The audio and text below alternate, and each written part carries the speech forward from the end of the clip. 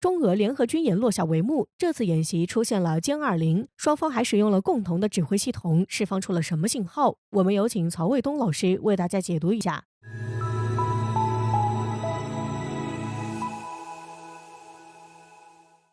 网友朋友大家好，我是曹卫东。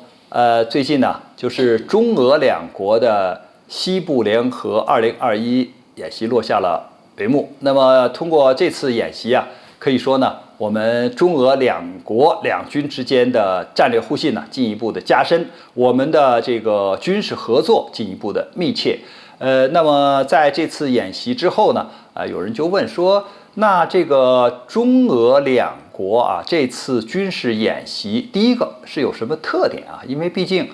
是在我们国家进行的这样一个大规模的演习。第二呢，就是它的企图或者意图是什么？那么第三呢，就是它未来可能会怎么发展呢？关于这个问题呢，我是这样想的啊，就首先它这次演习呢有很多新的特点。过去呢，我们像2018、2019，包括2020年呢，都是嵌入式的，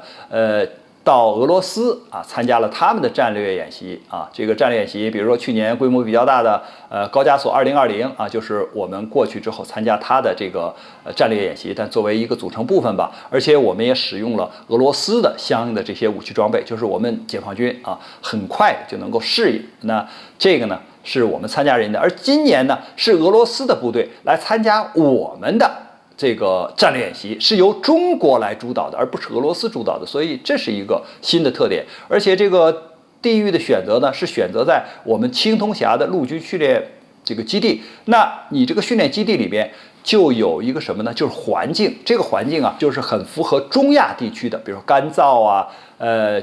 丘陵啊、山区呀、这样的一个环境啊。那这样的话呢，就显然万一今后在中亚地区发生了这种军事上的行动，或者是这个冲突的话，那我们可以共同的应对这个恐怖主义啊，或者是这种军事上的威胁啊，这个是环境上的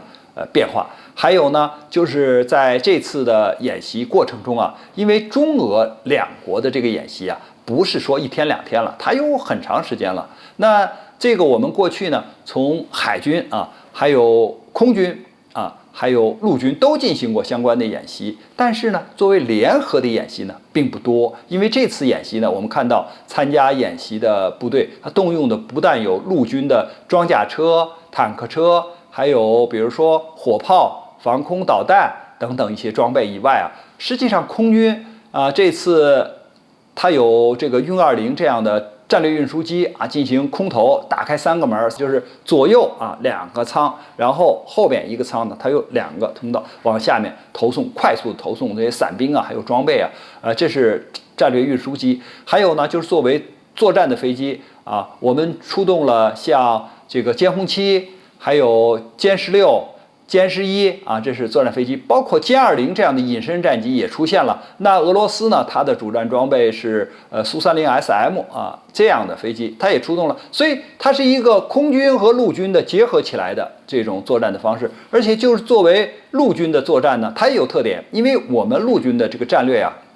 已经不是过去的这种区域防守啊。那所谓区域防守，就是按照大军区啊来进行这种防守啊，我防守我的相关的这个地域就完了。而是说呢，我是机动作战啊，立体攻防。所谓机动作战，就是我可能通过飞机，可能通过铁路，可能通过公路啊，我就快速的把部队运到一个新的作战区域去。那么立体攻防呢，我们看到在这次的演习中啊，就是坦克车，还有像这个装甲车，在地面上快速的进攻，而这个武装直升机掩护或者是这个前出进行打击，所以它是一个立体的攻防。而且在实际的这种就是实弹射击中，就是我们的这种在大约是宽度6公里，纵深是7公里这样一个范畴里边，密集的投送这个或者是投掷这个弹药，